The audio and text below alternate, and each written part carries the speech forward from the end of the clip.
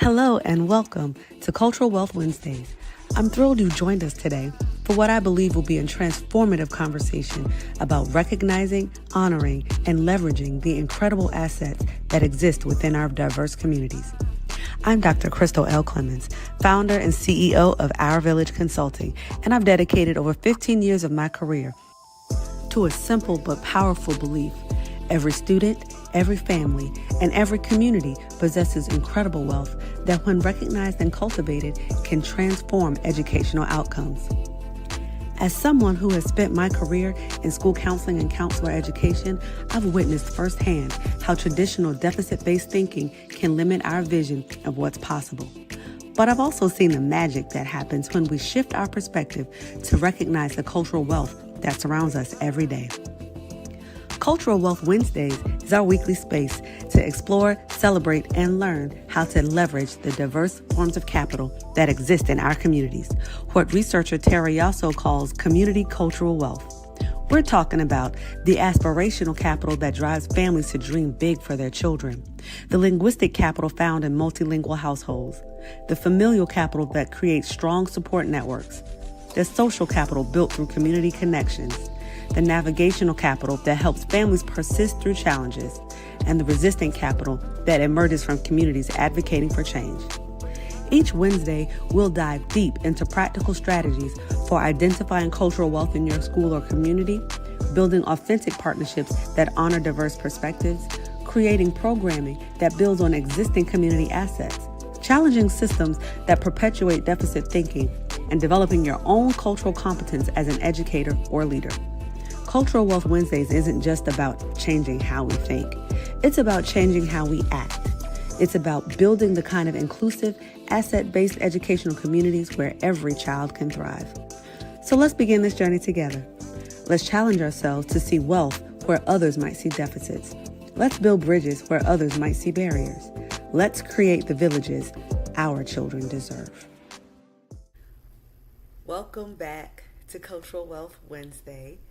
I am really happy you're here, that you're still locked in, still rocking with me, doing these Cultural Wealth Wednesdays. I wanted to talk today about something that's really near and dear to my heart. All of this is, for sure, but Cultural Wealth Wednesdays and just cultural wealth in general kind of helped me reach the conclusion that there's something missing out in the world, and as far as literature and all that's concerned. And so I really wanted to talk today about my new book that I just dropped. It Takes a Village to Raise a Classroom, Black Family Wisdom in Education. Let's talk about it.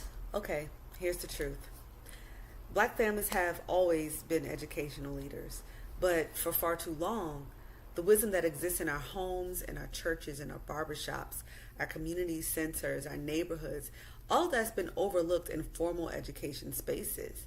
This is why I wrote the book. Because see, when we talk about student success, especially for Black students, we tend to forget that the students already have a wealth of knowledge at their fingertips, that they come from rich traditions, rich communities.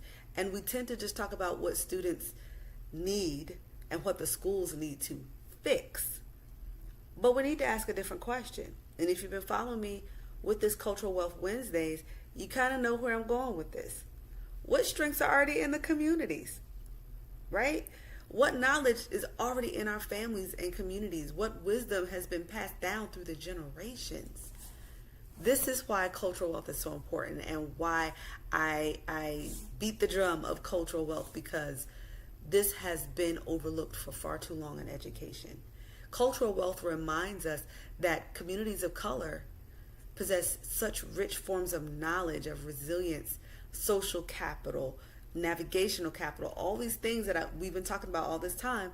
And these are the things the schools fail to recognize. So in my book, I talk about how Black families have always been educators, because long before many of our communities even had access to equitable schooling, and let's be clear, some communities still do not have access to equitable schooling. The learning was happening around the kitchen tables. It was happening in church. It was happening through the oral traditions of storytelling, which we know is linguistic capital, right? It's happening through mentorship, through collective care. It was happening in the village. That is the thing that the schools can no longer afford to ignore: the village, the knowledge that the village possesses. And one of the things that I emphasize in this book is that education does not start when the child walks in the classroom. The education starts at home, and it starts in the community. The grandmother that teaches perseverance, the uncle that models leadership, the parent that instills the belief that education is the pathway to possibility. Those are all educational moments and lessons and forms of cultural wealth. When the schools fail to recognize that wealth, they miss an opportunity to truly connect with students and families, which is why I've developed the village model of community engagement. This model challenges schools to move beyond surface level family engagement. It pushes us to think about partnerships differently than we've been doing. Engagement isn't just about inviting families to the school events and thinking, yay, they came, or, oh man, they didn't come, they don't want to be involved. That's not true. It's about recognizing that these families already possess knowledge, expertise, and cultural wisdom that should shape the educational spaces. In other words, the families are not just participants in education, they are co-educators. When the schools embrace that mindset, everything changes. Students feel seen, the families feel valued, the communities feel respected, and the schools become stronger. Another reason that I wrote It Takes a Village to Raise a Classroom is because I wanted to document the wisdom that many of us even grew up with. The sayings, the values, the expectations, the lessons about perseverance and faith and discipline and community responsibility. These lessons that shaped generations of Black scholars, professionals, educators, and leaders. Too often, though, these forms of knowledge are not acknowledged in educational research or even in policy conversations. So this book is about honoring that wisdom. It's about lifting up the knowledge that lives in our families. It's about reminding educators that if we really want to support students, we have to understand their communities and understand their environment and their surroundings. We have to see these communities as assets and not deficits. And one chapter of the book that I'm particularly passionate about explores how cultural wealth connects to neurodivergent and twice exceptional students. That is chapter 5. Many of these students are misunderstood in traditional educational settings, but when we take a look at twice exceptional and neurodivergent students through a cultural wealth perspective, we start to see the strengths of these students rather than limitations. We start to ask different questions. We start to ask better questions. How are families already supporting this child? What community resources exist that nurture these gifts? How can schools partner with families to build on these strengths? When we shift our perspective like that, we create learning environments where all students can thrive. And that is really what this book is about.